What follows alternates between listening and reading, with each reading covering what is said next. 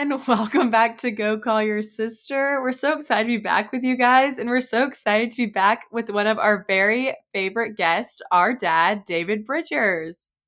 Hello, girls. After a little technical challenge, we're all here having fun. Honestly, the setup for this episode could not be any more on theme than it was. I mean, this episode is 30 minutes in the making as of now. Yeah. Yeah. We always have some technical difficulties, but I'm glad that we're all together and I'm glad that we made it happen. That's just what we do in our family. We make it work. And I'm so happy to see your faces. I've been looking forward to this all day. Yeah. Me too. I have. Our dad advice episodes are always some of our most popular. People love your advice, Dad. Well, good. I'm glad to give. I did really kind of forget we were doing it, and I was going to go to the gym, and I took my pre-workout before we did this, so I may be a little bit jacked up. So, it'll work out. Our dad is known for giving the best advice, and he has a lot of it. So, over the past few weeks, we have been gathering your questions and your advice, and he's here to give you his best fatherly insight. But I think before we jump into that, let's just do a little recap. Dad, what has your life been like since your last on the podcast? It's been like over a year, I think, since you did your last dad advice episode. Wow. No, it has. Actually, it's been almost 2 years, Bert, since y'all asked me to be back on your podcast, and so I'm glad to be back. No Um, one's counting. Not that I'm Just counting or bad. anything, I have done like a spectacular intro or two, but yeah, life is it's kind of about the same thing. It's pretty exciting. I have since we did it, kind of made a few life changes. I decided I went to my primary care doctor about a year ago, who, as nicely as he could, and I've got a great primary care doctor, as nicely as he could, he said, "Man, you're way too fat." And so I had to kind of make a life change of eating. And so for somebody who is I've got Honey and Dolly B are nosing themselves in my lap over here. So if it looks a little uncomfortable, that's The what's whole the going on. whole fam wants to be on this I episode. We've do. got Everybody Honey, wants to be a part Dolly, of the show. Mom. Where's Yes. Win? Um, Probably out there somewhere in the ether trying to get on. But hopefully he's more successful than I was. But so actually made some pretty good changes in life and diet and exercise regimen, and quit eating carbohydrates and lost about 35 pounds doing that. And so that was a good life change. I feel a lot better, a lot healthier. Started working out differently. But don't have any tattoos. But I think if I were to get one after the past year, it would be you can't out exercise a crappy diet. So that's important. And so that's a good thing changed. And also, I know that y'all are always interested in mental health. And I started because it was so successful for mom. Started brain spotting, and that's been a really good change. I mean, brain spotting is just a technique to kind of help sort of reorganize how you think about certain things, and especially traumas that you had as either a child. I realized some of mine were kind of young adult traumas of that went back to being a child, but especially one that I struggle a lot with is I can have compassion for a lot of people, but not really for myself so much, and being able to accept and tolerate mistakes, which learning how to do that has been pretty good. And so yeah, working on that. And so just trying to, I guess, since we did it last, really just focused a lot on overall health, man. You only got one shot at it. You might as well live healthy and enjoy it. And changed how I worked a little bit so that I'm trying to enjoy life a little better. So yeah, I would say life is good. I love Snaps for that. Dad. We love a Snaps king for who dad. pours Excited into about his spring. mental With health. spring, there are new things, new baseball season. Bird and I watched a lot of Red Sox. We had a great week. Kind of got our butts kicked today, but had a good week of Red Sox. And after the last couple of years, that wasn't really always the case. So yeah, Yeah. it's good. We're so proud of Dad, you, you're just Dad. like a healthy king. I love it. Yeah, we love a man who puts his mind, body, and soul health first. And I'm really curious to see how your advice, because you're in a different place than you were when we first did this episode, might have shifted a little bit. I need to go back and listen to our first dad advice episode because we tend to get like around the same kind of questions, when we do these episodes. So I'm excited to see how your perspective has shifted a little bit since the last one. They I feel probably like we've just gotten skip it some at their different house. questions too, though, because I think our audience has like changed a little bit as well. Like our audience has kind of gotten older and they're starting to talk about like parenting and marriage, and it's interesting to Goodness. see. And it just so happens I might have a lot of advice about parenting and marriage. We'll see. That's amazing. Well, should we just go ahead and dive into our questions? Man, let's just Let's do jump it. right in. Okay, Allie, do you want to kick it off by Yeah. picking from the list? Yes. Okay, Dad. So this is one that I thought was good. What is your marriage advice for someone who is hoping to get married or getting married soon?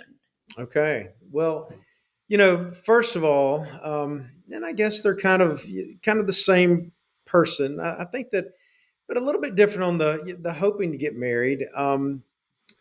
You know, I would tell that person first of all, take your time. Take your time. Don't get pressured. I mean, we all have a different journey, right? I mean, I got married when I was 20. Okay. Sometimes I would love, and I love your mom. I have no regrets marrying your mom, but I would have loved to have had 10 years to go do my thing. Maybe be in a band, maybe travel around and do that for a little while. So, if you're looking to get married, don't rush it.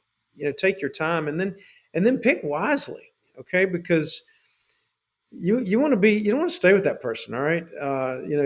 Divorces are hard, they're expensive, and so what I would say is you choose wisely, and when especially in those that are already together, you got to find somebody you really like, that you enjoy, and perhaps look beyond the what's pumped out to Instagram and on social media and on TV of everybody has to be beautiful and everything has to be perfect and it has to be. I mean, look, we've all got bumps and warts and things like that.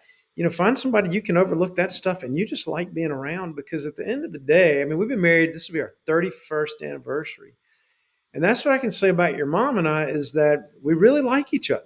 We like being around each other. Most of the time now is just talking to one another. And so it needs to be somebody that you can talk to and that you enjoy being around. So when you're picking that person, it needs to be somebody that you really like. And then for people that are getting married, all right, you've already met that person, you've already gone down the pathway, and you decide, okay, this is who I want to spend my life with. All right. First thing I would do is I would be in counseling for a year before you get married. Okay. Because when you get married, I mean, you're bringing all of your stuff, and we all have a ton of stuff to bring with us. And it's what I would give to be able to go back and have worked through a lot of our stuff on the front end instead of everything we've had to work through on the back end, when all that stuff came to a head and we had little kids and we're trying to work, and I mean, we were broke. I mean, I would love to have had the opportunity to kind of put all that on the table, because I mean, we're all kind of beautiful disasters in some way or another. We've all had trauma in some way or another. Everybody's a little bit different. Get that stuff out on the front end and learn, healthy strategies, for being partners and things on the front end, which is, I think that's probably the most important thing. I would never want one of you girls to get married if you haven't been through significant counseling with your significant other. So that's one thing that's really important. The other thing is, I really think whatever your core values are, okay. And for me, faith is a big one. All right. I'm a follower of Christ, and that's a big deal. All right. And I think you need to find somebody that's really lined up with your core values, with what's really important. So for me, I'll take faith as an example. It would be very difficult for me to be married to somebody that either, did not have my same faith or have any faith at all. That would be very difficult for me for a myriad of reasons. And so, whatever your thing is, I mean, you need to make sure you're aligned with whoever you're married, because what you're not going to do, and a lot of people do this, they take on projects. They take on somebody and want to change them and make them better. And let me tell you, that fails almost 100% of the time. And so, don't go through all the hardships of getting married and all that just to realize that that's going to fail. Just take my advice on the front end. All right, it's going to fail. So make sure your core values and life theology is aligned, whatever that is. Mhm. That's really That's good great. advice. Yeah, that's and I, that's probably one of the most important things. And then like I said, have fun. Find somebody that you have fun with. Life. People say life is short. Actually, life for most of us is quite long, and so make sure you're having fun with somebody. So yeah, and then lastly, um, put them first. All right, whatever you're doing, even when the kids come, work comes, that should be part of the work you do and the counseling you do. Is all right. How do you make your time with that person sacred to where you're putting them first and valuing them, and they're valuing you, and you learn how to give that back and forth, because at the end of the day, not only is life long, it's hard, and you need your home and your relationship with your spouse to be um, a place of safety and peace where you feel valued and you're getting that. And people get hung up, oh, I got to find my soulmate. Not so much. You got to find somebody that's just willing to get in there and meet you halfway and work with you. And very few of us have soulmates, but we do have people out there that are our good friend, and that we can really enjoy being with, spend time with, and work on things with. Because really, as we go along through life, man, we're constantly working on stuff. And so, yeah, if you start from there, that'd be a pretty good place to, start with. It's Thank you pretty for that, Dad. crazy that you bring 30 years of experience to the table, Dad. Oh, we've screwed it Congratulations. all up before. We've done it right. We've done it wrong. We've messed it up. We've gotten it right. But I'd say the best thing that we've done is that whole piece of doing the work together, doing the counseling work, and really just learning. What we've learned is a term called coupleship. Okay, you work on your health, you work on your fitness. There's nothing more important than you can work on as a married couple is your coupleship, and that is learning how to do life together, learning how to make agreements, learning how to give. Especially my personality is what I learned is that I really had to learn how to give, and I thought I was a giver. I thought I was a giver, but it was really not so much. I really had to learn to give in to your mom's opinions on a lot of things, and just learn to change my mind. And that's part of coupleship is making agreements. We're going to agree on ways to communicate. We're going to agree on ways that we make decisions, and we're going to agree on how we talk to each other and agree on what we do. So again, that's all part of it. And so before you get married, research all that stuff, learn about coupleship, Yeah. and actually there's a great organization called Recovering Couples Anonymous. There's an anonymous for everything, and I'm a huge fan of 12 steps and all that kind of stuff. Wait, when you said that, I just went back to that story that you Well, told of maybe you the and meetings mom. aren't always so good. You don't have to go to meetings, but the meeting was an adventure. But our counselor Kent, suggested that we love you, Kent, but he suggested we go to one, and it wasn't that great. But the program itself is because the principles of it are just that learning. If you were to boil it down, learning to meet one another in a way that values the other person, listens to the other person, and where you're willing to change for that other person too, Yeah. in a healthy way. I I Okay, but totally think you have to tell the people what happened in the meeting. I don't know if I should do that. Okay, I'll tell you. So we get, and mom is definitely, I love going to AA, and I do when they have open meetings and they allow people that are not alcoholics to go, because I always say the healthiest people in the world go to AA. Well, it's not maybe as much because the Recovering Couples Anonymous meeting that we went to was a little bit different, and so they, I'm sorry, that's Honey and it's Dolly have okay. bones that they love to drop on the floor to get my attention. I see. And so we're there, and first of all, we were late. Okay, and this was not. Mom said it started at 5:30, and we realized like two-thirds of the way to Memphis that it actually started at 5. So I'm going like 85, 90 miles an hour to get to this place, and we go skidding into this little church, and we roll in about 15 minutes late. All right, I'm not a big fan of being late, which we will discuss in the boyfriend advice, but anyway, so we get in there and we're late, and also I'm kind of one that when there's a lot of stimulation around, those couples where it's giving the Progressive car insurance commercials, rather, where they're giving advice to these people that are trying not to be like their parents, and you got the guy, and you see somebody with blue hair, and he's like, "We all see it, we all see it. It's just hard to look away." I'm kind of like that. We got a lot of different dynamics and new people, and so I'm just checking the room out, right? I'm taking it all in. They're talking about some stuff, and I'm really just kind of and so they kind of kick it over to mom like it's time for her to share, right? And they're talking the topic was intimacy or something, I think, and and and so they look at mom and they're like, well, if there's any new couples that would like to share, we'd love for you to. And typically, when we share, the person that's with you can share if they wish. And here I am. I'm just kind of looking around, taking Well, you were things in. distracted because the guy hosting it had like the most bright pair of green pants you had ever seen, The right? pants were very bright. They were hard to look away from. They were neon green pants, and there's just a lot of stuff. There are a lot of things going on. A lot of stimuli. And I'm kind of one thing at a time person. A lot of flashy lights and things, and I'm looking at everything. This is all great. So mom starts sharing, and then I'm just kind of sitting there, and then she just sort of looks at me, David, would you like to share? And I was just like, uh, intimacy is great, and I like to be intimate, and I'm glad to be here. Thank you. That's such a funny Yeah, story. Oh my crazy. gosh. I think though it is The true, like, program, the meetings, maybe our first one wasn't so good. I don't know that we're going to do that, but we do a lot of the principles in that.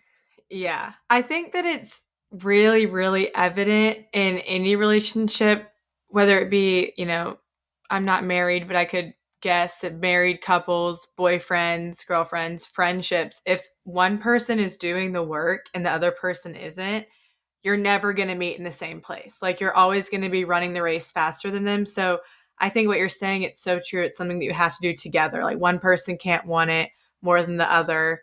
And it's important that if you're going to do the work, you need to both be doing it at the same time. Absolutely, Mhm. 100%. I mean, that is what I'm a massive fan of, and I just so strongly encourage people. Again, if you're in a relationship with somebody who is not willing to do work on themselves and do work as a couple, and you think you're going to change them, my advice to you is break up with them today and run as far away as you can, because that just is not going to happen. And if you're already married, I mean, it's tough, but I mean, you just have to I mean, you have to do the work, and you have to be with somebody who's willing to do the work. I like what you said about life is short, but it's also long. So make sure that you're with someone that you genuinely enjoy being with. Hmm. I think, yeah, life is short. So you want to make sure that you're making the most of it and like really enjoying the person that you've decided to be with for this ride. And also, it's long. So make sure that you enjoy them because, things are going to come that are hard and you have to make sure that you're with someone that you can even have fun with in the hard times. And I feel like you and mom have been really good examples of that because even though there have been times that have really sucked and been hard, I feel like for the most part, you guys really enjoy each other's presence and company. Oh, absolutely. I mean, you know, yes, there have been many times you. That's why I say you can't get hung up on the superficials. I mean, looks are going to change over time. I mean, I used to have great long hair, and I'm glad just to have some. I mean, there have been times where I was about 20 pounds heavy. There have been times mom's been like doing her mom stuff and hard to deal with. But again, it's a long run, and I think that's the mistake, that people don't really look at that. You got to get past the superficials and look at what is that person really about down on the inside. And is this somebody that I'm gonna still like being around in 20 years? And what are they really Definitely. about? Do I just like the image of them and what they're doing? I mean, none of that stuff lasts. Money, looks, all of that can change. Health, all of that can change over time. And so Definitely. you really have to love who they are and be aligned with who they are, and they need to love who you are and be aligned with who you I love that. are. Um, I think I'll pick the next question. So Someone asked, my dad is not super emotional and I really need that from him. Advice on how to go about that. Well, it's hard to change somebody's personality. I mean, we all have different personalities, but the best way to get something out of somebody else that you want is to very clearly tell them. I think one of the biggest mistakes that people make is assuming that the person that you're dealing with, whatever the relationship is, knows what you need. And so part of your mom and I check in a lot with each other. And one of the questions we ask is, what do you need from me? And we check in with y'all that way. And when you're not used to doing that with somebody, and I know it's kind of brave, especially when you're dealing with a parent, when you're dealing with your dad, who maybe it's hard to talk to or whatever. But if you need something from him or anyone else, you need to tell him, hey, look, this is what I need. And a lot of people don't know that. I mean, myself, I'm just clueless a lot of the time as to what your mom needs until she tells me. I'm like, oh, you needed that? Okay, that's no problem. I give that to you. I just didn't know she needed it until she told me that that's what she needed. And so for that person, I would say sit them down. Again, like me, I can be very distractible. Sit them down, let them know, hey, look, I need your attention, and then let them know what you need, and then see what happens. Put it in their court. And then if they just can't give that to you, then that's really on them. But you got to let them know what you need. Absolutely. I think that's a mistake that people make in all kinds of different situations is and relationships. It's just like not speaking exactly what you need, not advocating for what you need from the other person because at the end of the day people can't read your mind and your dad can't read your mind, your siblings can't read your mind. So, while I know it's hard and people struggle with having parents that are a little bit more emotionally unavailable, I think when you start to vocalize that, it could even just like plant the seed that you need that from him, and open him up to it more. And Yeah. I feel like And people they are all, I'm sorry. so and I feel like people are so involved in their own mind that it's hard to pick up on, little hints or like, you know, things here and there that they really do need to be sat down and told. People have a lot going on in their own mind, so it's Yeah. it's necessary to kind of get them out of that. Well, and I think truthfully, one of the biggest mistakes you can make is just assuming people know what you're thinking, know what you need, because the vast majority of the time they do not.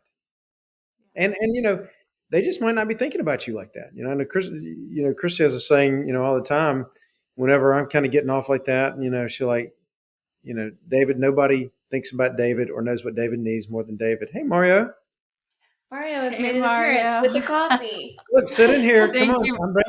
I'm bringing it. Come on. He knew what you needed. Oh, he That's it. did know what I needed, and a little cinnamon sprinkle. So sweet. Well, I want to ask this question next because I feel like there are a lot of people in my friend group that are even like starting to talk about this. But you and mom had kids really early, and you didn't really get the chance to really think about it. It was just something that happened. But how do you what are the things that you should ask yourself when you're starting to think about maybe having kids in the future? Or like, how do you get prepared for that? And then as a follow up, like, what is your best piece of parenting advice if you do decide, that now is the right time? Oh, okay. Well, first of all, how do you get? Let's break that down a little bit. How do you get prepared to have a kid? Honestly, I don't think that you will ever be prepared enough to say, I am ready to parent. Because you read all the books in the world, you can watch all the videos, you can watch YouTube, you can ask all your friends, but until that little sucker comes in the world all squirmy and wet, you got no idea what you're doing, okay? And so my next piece of advice, the best piece of parent advice I give you is just buckle the hell up, okay? Because I mean it is real, it is here, and just buckle up. But beyond that, um, I mean, yeah, I mean, you're never going to be prepared. If you wait until you think you have enough knowledge, enough time, and enough money, you will just be everybody's favorite aunt or uncle, whatever you are. You're never going to have kids because you're never going to have all those things. All right. So whenever you feel that you're ready to have children, go for it. and don't do it for any other reasons. Don't have children because your parents are kind of ready to be grandparents and would love to have grandkids. Even though they have two beautiful golden retrievers, that would love some grandkids. Don't do it for that reason.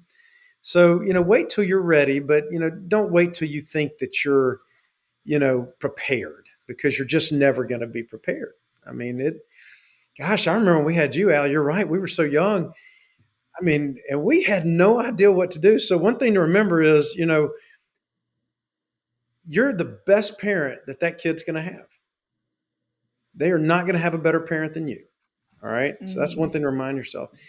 And I think that advice for parents now is just that: stop comparing yourself to other parents and people. You see all these parental influencers on Instagram. What you didn't see, it's like, look, we've got a whole wall of Christmas cards where everybody looks beautiful. You didn't see the spanking that two of y'all got, moments before we took that picture. Or, I mean, it was, that's just the way it is. And so don't compare yourself to social media and how you should be parenting. You parent how you think you should. Parent according to your values and what you think is right. Because at the end of the day, that child is going to know no better parent than you. And as long as you love your kids and do that, it's going to be okay. One thing I always tell people when they're just freaking out and worried, am I going to do this? I'm like, look, at the end of the day, kids are mostly elastic. It's kind of hard to kill a kid. I mean, if you're doing normal things, I mean, they pretty much do okay. So quit worrying about it. So again, just for parents, I mean, just give yourself a break. I mean, no, your kids are not your report card as a parent. So that's especially in infancy. I mean, especially first kids. I mean, people are just so freaked out and worried about it. I mean, use good sense, and they're pretty much going to be okay as infants. I mean, you don't have to know everything perfectly. We didn't know anything. I didn't even know how to put your diaper on. I put it on backwards the first time. I remember that. I remember I was trying to bathe you for the first time. We didn't know what to do. I mean, I was just trying not to drown you, and I think I even dropped you down in the water, and you still didn't drown. So I mean, again, you can make mistakes. I mean, we you rolled off the bed, landed. I was actually telling a funny story about the first time you got your tubes or ears, and they gave you the verse set, and we're all just sitting there talking to you, laughing. And you rolled off the bed and landed on the floor. I mean, you're fine. You're smart and beautiful. I mean, so again, you're what I tell a parent is be okay with making some mistakes. It's going to be all right. Quit comparing yourself to the rest of the world. And just like most things in life, give yourself a break and some space to learn. I mean, parenting is learning as you go along, and it's so different in every stage. I mean, your approach as infants is going to be different to your approach as toddlers, to your approach, all through life, even parenting adult children. And so one thing that you can do is, all right, be open to change. Give yourself a break, be open to change, and love your kids. And they're going to be fine. Quit worrying about it so much. Quit comparing yourself. Because my generation, I'll be honest, I think y'all are going to be better because, like our parents, the baby boomers, they let us do. We were kind of feral, okay. We sort of did what we wanted to. I mean, they really didn't look after us very much. I mean, in the summertime, I remember my mom would say, "All right, beat it." The sun would come up, get on your bike, and we'd come back in. 30 minutes after dark. They didn't know what we were doing. We were building homemade bicycle ramps, and jumping over our friends who were laying there on their back. I mean, it's a wonder more of us didn't die, but we were okay. We made it just fine. But I think that my generation, y'all's parents, a lot of your listeners' parents, I think we helicoptered y'all too much. I think that I see a lot of people of my generation, or maybe even just a little younger, that are just constantly trying to fix everything for their kids and make everything okay. As a parent, allow your kid to make some mistakes. Allow them to roll off the bed from time to time and be okay with it. You're not gonna fix every problem that your child has. I remember we were at the beach one time. Y'all remember this? And we were next to some lady whose kid, had, sand in their drawers, and they were all freaking out. And this lady is trying to reason with a 3-year-old kid, ask him, what can I do to make your day better? And I'm like, nothing. This kid's just got to cry it out because they got sand in their shorts. Okay. You're ruining my day. You can make my day better by being quiet. Quit worrying about it so much, So again, another thing parents need to do is just allow your kids to make some mistakes. I know as y'all growing up as teenagers, when you get older, I mean, you're going to make mistakes. It's how we all learned. And so again, not trying to fix everything and helicopter everything, put so much pressure on yourself. Just they're going to be kids. They're going to screw up. You're a human being. You're going to screw up, but have compassion on all that. Love your kid. Love yourself, and just give yourself a break. Give your I kid a love break. that. Good advice, Let Dad. them And you build guys, homemade bicycle ramps and jump their friends. So, 'cause I saw a few bad outcomes with that whole deal. It wasn't good, man. So that was a bad thing. I love that. Um, okay, our next question. I liked this one. This person said, I'm going through a hard breakup right now. What advice would you give for someone who's hurting? I mean, that's so hard as a parent. It really is. I mean, especially heartache on one of your kids. Again, you want to fix that as a parent. When you hear that, you want to go find that person that broke up with them and just snatch them up and shake them, but you can't. And so again, it's not always as a parent about you know, and what you do with that. I mean, sometimes with your child that's going through that, all you can do is just love them. And for the person that's going through it, I'd say, look, you just got to go through this and realize, hey, look, even the hard stuff, we learn from it. And so, in that pain, the person that's going through the breakup, I would say one of the best things you can do in pain is find something you do that's productive, maybe even for other people. Change your routine. I mean, if you're still doing all the same things that you did with that person, but now you're doing it without them, that's going to make it harder and more sad for you. So do simple things that will just kind of take you out of that routine. Start a new exercise thing. I'm a big fan of movement based therapy. So whether it's yoga, a new exercise class, take that as an opportunity to grow into something that's new and do something that's different, and and keep it real simple. Don't try to take the world on. Don't Okay, I've broken up. I'm going to you know quit vaping. I'm going to quit drinking. I'm going to lose 20 pounds, and I'm going to take on 3 new hobbies. I mean, come on. Give yourself a little space through that breakup. Give yourself a little time to be creative and to create, explore new things, but make sure that's again, Dolly and honey, Honey are going to honey is going town. after her bone over there. Or do like honey, just get a peanut butter and bone and lick on it. Okay, that might make you feel better. I mean, again, just go through the process, but go through it in a healthy way, and be aware we don't do a good job with our mental health, right? And so if it's so bad that it's really affecting you, go see a counselor about it. There's nothing wrong with that. I'm a huge fan of counseling, so whatever you have to do to take care of yourself, that's what I would recommend doing. Focus on yourself for a little while and take your focus off that person that you broke up with.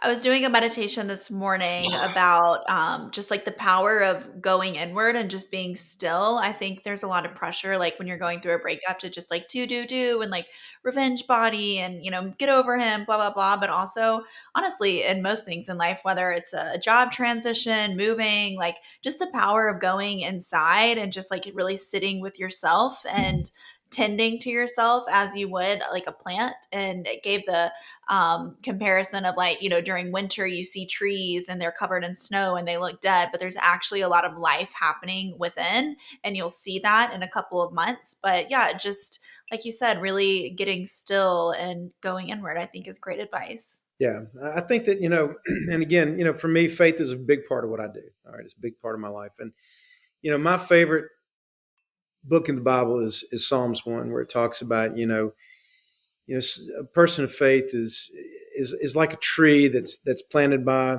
a stream, and it's going to bear fruit in its season. And there are some seasons where you're just not really bearing fruit. It doesn't mean you're not doing anything. Sometimes that season you're healing. Sometimes that season you're just finding out who you are. And so again, through a time like that, man, just realize, look, there's a process to everything, and just go through the process in a healthy way. Mhm. I love that. Next question. I'm going to kind of combine two of these into one, but this person asked, as a dad, what qualities do you want to see in your daughter's boyfriends? And then the secondary question is, how do I tell if I'm dating the right guy from a dad's perspective? So I feel like those do kind of go hand in hand. Yeah, they do kind of go hand in hand. Well, first of all, is he on time?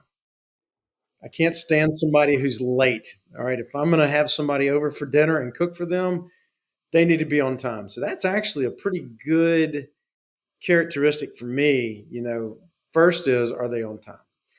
But, getting to a little bit, deeper level, one thing that's important is how they speak to my daughter. That's very important. How they treat them. Is it with respect and is it with kindness? Are they a kind person? That's one of the most important things. How they can engage, how they can talk. Are they just honest? I mean, you can tell a lot about somebody really the first time you meet them as to how they talk and engage, how they interact with my daughter. I mean, that's one thing I will say this about Mario. Can we talk about Mario on the show?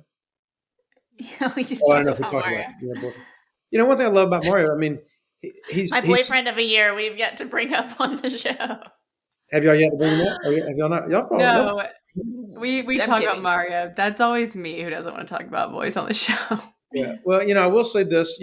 For Mario, the first time I met Mario, what I could tell from Mario was that he was very kind, and so kindness goes a long way. And so for me, one of the most important things would be, all right, are you on time? And are you kind? And are you willing to just be patient and sacrifice? Because like I said, if it's I think especially when you start dating somebody in your 20s, all right, you got to really be thinking about, am I going to marry this person or not? Because because you might. And so I really just think that those things excuse me, are ones that you have to look at. And as a father, I just want to make sure it's somebody that is kind and will be willing to accept my daughter's faults and how they respond to those things. Are all just very important. How they handle adversity is very important. Do they flip out and lose their stuff? And then also what they're about. Are their values aligned with my daughter's values? Whether it's faith, their values about money and things and the value they put on that. And if that's the most important thing to them, if that's more important than people and relationships, I'm not a fan because I don't think it's going to work out. And then how would you say someone can know if they're dating the right person from a dad's perspective? Yeah. I mean, again, how does that person treat you? Is that person treating you with the respect that you feel like you should deserve? And so, and then again, I just can't stress how important it is, in my opinion, for people to be lined up on their core values. And is that person lined up with my core values and what I believe in the most? And so again, um, those are my most important thing from a dad to be looking for in, a boyfriend. Yeah. And I think a lot of the time It's people, different from, like I said, kid boyfriends and adult boyfriends. I think are different. Honestly, kid boyfriends I could take or leave. Most high school boys I'm like, whatever. But when you get into your 20s, that's where you really got to start looking for those things. yeah, I think that a lot of people have kind of just like the fear of being alone, which like everyone can struggle with from time to time. But I think a tough pill to swallow is that it's better to be alone than to be with someone who isn't meeting you at those core values and isn't meeting you at the place that you're in. Because at the end of the day, like all it's going to do is hurt you in one way or another. And I think that's tough for people to realize. 100%. I mean, it is way easier to be alone and be happy than to be with somebody and be miserable. Because I've seen that happen both ways. And again, I think that it kind of gets back to just not rushing and being patient and making sure that you're with somebody that you line up with on multiple planes and that you have fun with. And so again, if my daughter is with somebody, what I've always said is this. For me, again, being a person of faith, I just want somebody who loves the Lord and loves my daughter and will sacrifice for my daughter in the way that the Bible tells me to love my wife is the way Jesus loves the church. And that's sacrificial. That means I'm going to put her before my needs. And that's what I've always done.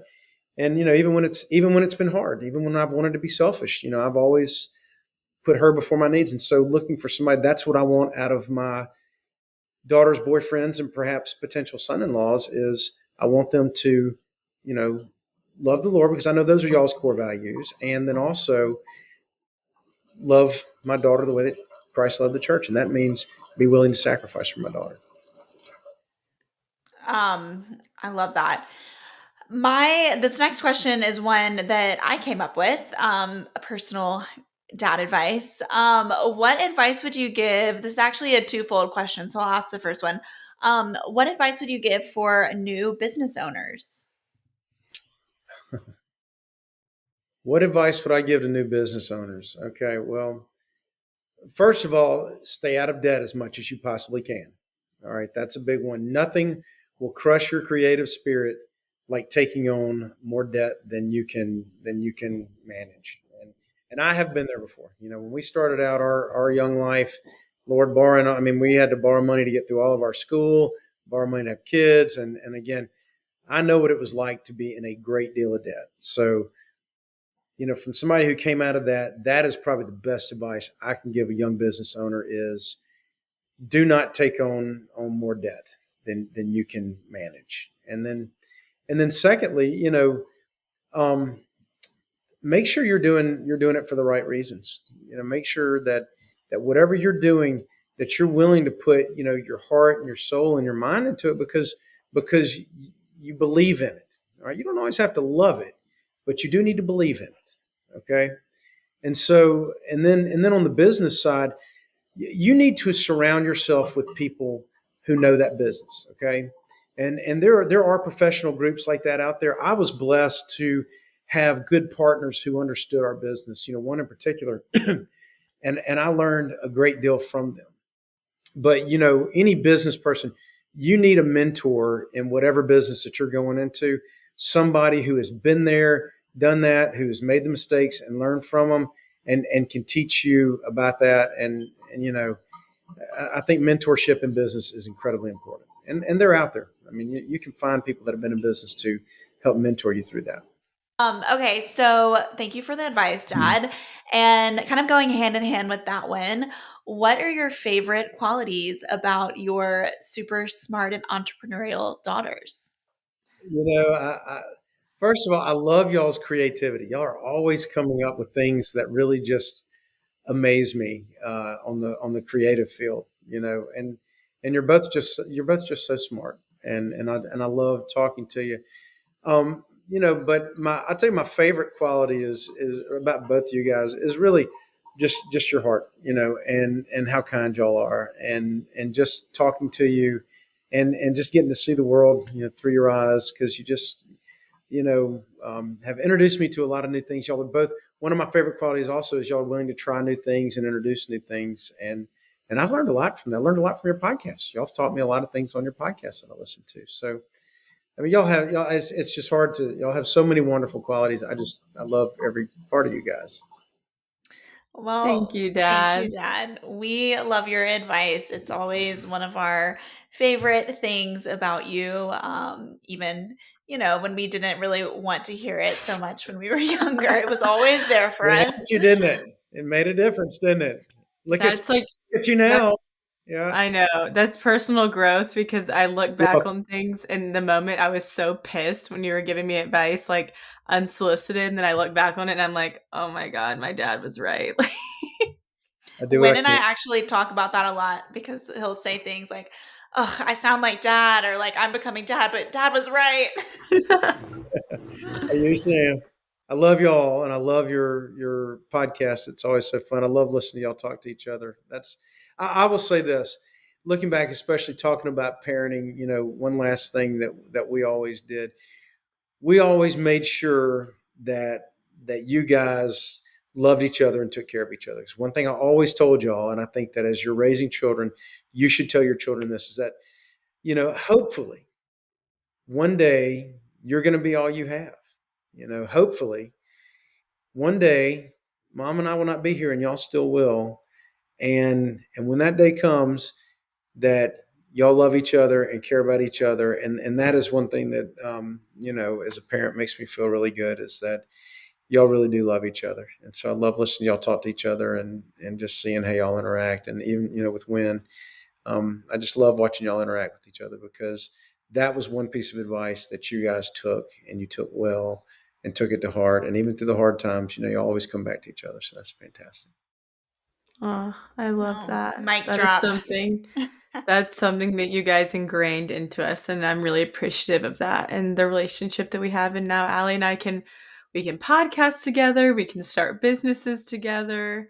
I feel like, as Wynn's getting older too, I call him and I get like a variation of advice I feel like I would get from dad. Like it's honestly weird how, like, as he's gotten older and in his sobriety, I call him and I'm like, this is so strange. Like I feel like I'm talking to dad. So Yeah, Right. it is funny. a little bit more of an unhinged version because it's Win, but it's still pretty solid. Yeah. Yeah. Bad advice with a lot of tattoos. Yeah, from a yeah, from a 24-year-old. Right. So maybe we'll have to do a brother advice episode sometime in the future. Yeah. Well, Dad, thanks for taking the time to come on with us, and for even though we had some hiccups with the tech and the audio, we persevered and really came through. So thank you so much. I know that our listeners will benefit from your advice just as we have. We All right. love you, Love y'all. Dad. Thank you for having me on. Love you, girls. You're the Bye, Dad. best. Bye.